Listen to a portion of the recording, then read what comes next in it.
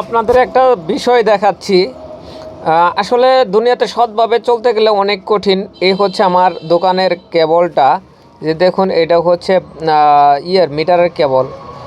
এর আগে দুইবার আমাকে না জানিয়ে তারা রাত্রিবেলায় তার কেটে নিয়ে চলে গেছে। তো এখনও এই নিয়ে হচ্ছে তিনবার এই অবস্থা হলো। দেখুন মিটারের কেবলটা এখান থেকে যে এই দোকানের ভিতরে ঢুকছে, এই কেবলটার মধ্যে 1 বিগ পরিমাণ তার আছে, বা 10-12 ইঞ্চি পরিমাণ তার ছিল, সেটাও কেটে নিয়ে গেছে।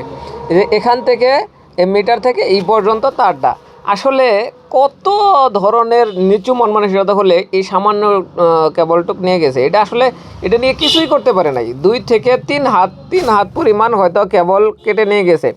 পরবর্তীতে এটা সংযোগ দিতে আমার এক্সট্রা কোনো কেবল কিনতেই হয়নি, ওই কেবলে হয়ে গেছে। কিন্তু অযথা আমাকে কিছু হয়রানি করালো, তাছাড়া কিছুই নাই। এই যে এর আগে এখান থেকে নিয়ে গেছিলো, দুইবার পর্যায়ক্রমে দুইবার নিয়ে গেছিলো। এখন এইখান থেকে এই পর্যন্ত এর আগে নিয়ে গেছিলো, এই হচ্ছে অবস্থা।